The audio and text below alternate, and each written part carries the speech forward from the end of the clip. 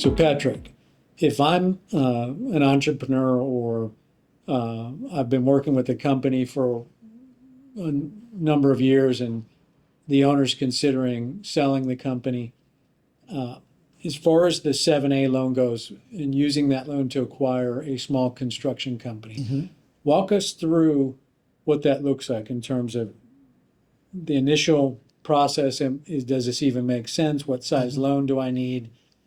The underwriting process, hmm and then anything that's unique in terms of the tail after the purchase that a borrower might need to know about as they're considering, an opportunity. Right. So the first item that we think, the first item the SBA really wants to know is, are you a small business? So making sure that they're checking their size standards on the SBA website to see if they fall under that revenue threshold. It's pretty broad. It's actually pretty high. So most small, most medium and small business fall in that category of small according to the SBA. And then next, they want to find an SBA lender. So that's the other key part of the equation is how do I find an SBA lender? So maybe talk to your broker, your CPA, go on the SBA website, believe it or not, there's listings of SBA lenders in your state. So you can find them that way or call the SBA district office and they can give you a list of SBA lenders in your state. And then when it comes to the deal, we want to be involved early. So who's going to be purchasing it? Who's the seller? Is there any seller financing? Because there's limits to how much the seller can finance.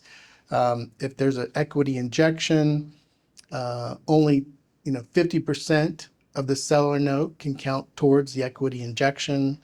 And then also, if you're buying a business that's in the same NAICS code and in the same geographic area, SBA considers that an expansion, and that's zero equity injection is required for those deals. So that's a really good benefit to using SBA, along with the 10-year term that you would get to finance that. The 10-year loan term. A 10-year loan term, right? Yeah. So the basic underwriting is debt service coverage, and you have a target. Mhm. What is that target? The same. This 1.2. 1.2, the Yeah, same as in most of the conventional lenders. exactly. So that's the most important aspect of the financial underwriting process, correct? Yeah, that's a key point of the Yeah. of the whole project. Like, Okay. how are they gonna use that financing to grow their business? Okay. What are the other factors that weigh in heavily? Yeah. So, just the normal due diligence. So, how is it going to integrate? How is that new business going to integrate into the existing? Is there going to be economies of scale? Are they going to be able to tap new markets? Are they going to start exporting? All the kind of things that a normal business would consider is kind of what the underwriters are looking for as far as growth opportunity and the ability to repay the loan. Okay. Yeah. So how long does it take to apply for one of these loans? Yeah, that's a great question because that's people have an idea in their mind. SBA lending is slow or it's costly.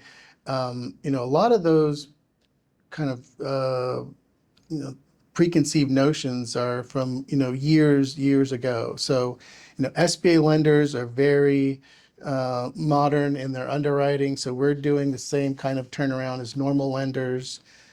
We shoot for 45 to 60, 90 days, as at the kind of a tail end of that window. But that's a typical underwriting, as soon as they get the lender involved, we're looking for them to provide documentation. We're working with them diligently to make sure we have all the checklists covered and getting back to them on anything that's needed. So let's say a borrower is funded by an investor. Are they still able to, is that group of, group of borrowers, hmm are they still able to leverage an SBA loan?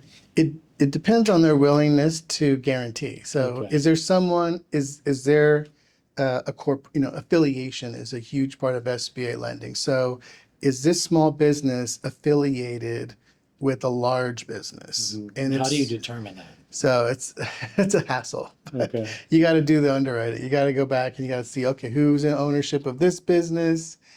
And are those owners other corporations or are they individuals? And then anyone over 20% is going to have to provide a guarantee on the loan. So 20% equity ownership. yes. Okay. Yeah. So anyone over 20% ownership of a business would have to co-sign on that SBA loan. And that sometimes scares investors off. Right. So if let's say you're a 10% investor in a company, technically you're not going to have to guarantee the loan unless SBA determines that you're affiliated. Is that what happens? Yeah, unless you're in a key management role or you're Okay. doing key duties, key activities for that corporation, then we might ask you to co-sign. Okay. And that 20% is it's not a hard and fast number, so it could be less. Mhm. But if you're more involved and have less ownership, that guarantee might apply as well. Okay. And I think this is key because if you're looking at an equity contribution requirement in the underwriting or the loan requirements, you could potentially go out and raise that equity contribution. Yeah. And but you've got to explain how that investor is going to be involved in the management, decision making in the company. Is Right. what I'm hearing. Is that correct? Yeah. Okay. Right. Great. Yeah. For trust and honesty, there is no better bonding agent